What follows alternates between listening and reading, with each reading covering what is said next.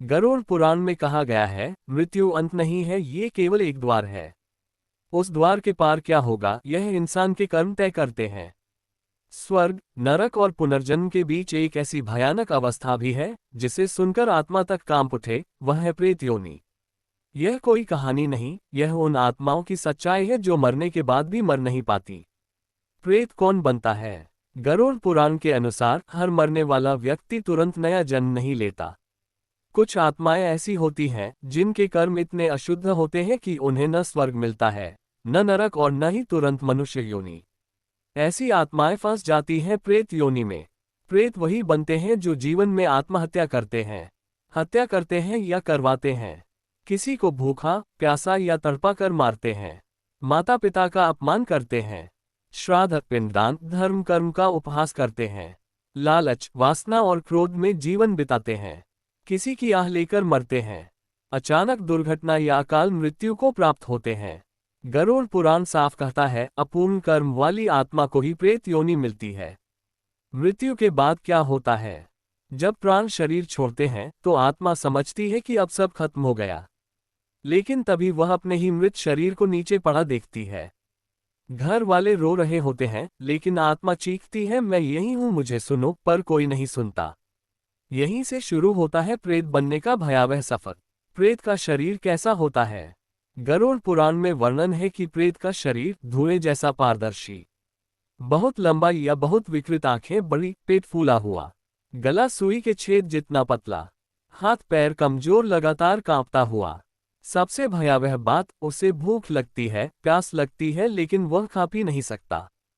प्रेतों की भूख प्यास की यातना, ये प्रेत योनि की सबसे डरावनी सजा है। प्रेत को भोजन दिखता है, पानी दिखता है, अपने घर का खाना दिखता है, लेकिन जैसे ही वह खाने की कोशिश करता है, भोजन आग बन जाता है, पानी पीते ही खून बन जाता है। गरुड़ पुराण कहता है, प्रेत 100 वर्षों तक भूख प्यास से जलता रहता है। उसकी प्यास समुद्र से भी बड़ी होती है, लेकिन उसका गला इतना संकरा होता है कि एक बूंद भी नहीं उतरती। प्रेत कहाँ रहते हैं? प्रेतों का कोई घर नहीं होता, वे भटकते रहते हैं। शमशान, पुराने पीपल और बरगद के पेड़, खंडहर, सुनसान सड़कें, नदी के घाट, वही घर जहां वे रहते थे। कई प्रेत अपने ही परिवार के आसपास मंडराते हैं। वे देखते हैं कि पत्नी खाना खा रही है, बच्चे खेल रहे हैं, और वे सिर्फ देख सकते हैं, न बोल सकते हैं, न छू सकते हैं। जीवित लोगों के आसपास प्रेत क्यों भटकते हैं?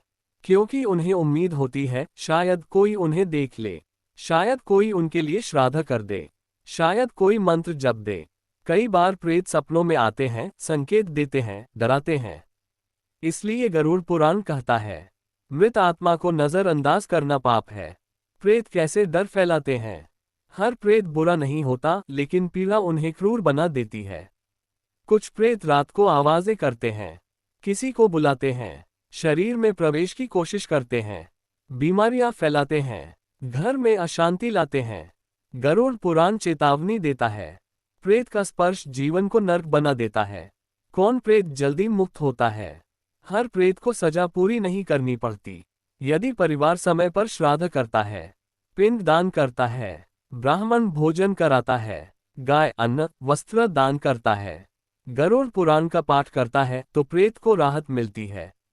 मुक्ति कैसे मिलती है? गरुड़ पुराण में स्पष्ट लिखा है, प्रेत को मुक्ति मिलती है जब उसका कर्मफल पूरा हो जाता है, किसी संत की कृपा मिलती है, पुत्र श्राद्ध करता है, गया प्रयाग हरिद्वार में पिंडदान होता है, तब यमदूत आते हैं और आत्मा को आगे की यात्रा पर ले जाते हैं।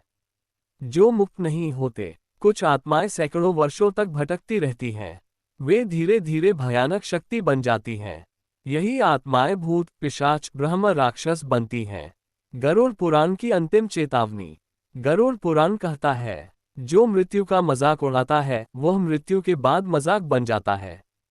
आज जो जीवित है वह कल प्रेत भी बन सकता है। इसलिए धर्म का अपमान मत करो, माता पिता को दुख मत दो, किसी की आह मत लो, श्राद्ध को अंधविश्वास मत समझो, क्योंकि प्रेत योनि से भयानक कोई जेल नहीं। अगर आपको यह वीडियो अच्छा लगा हो तो लाइक और सब्सक्राइब करें और अपने दोस्तों को शेयर करते हुए एक अच्छा सा कमेंट भी अवश्य करें। धन्यवाद।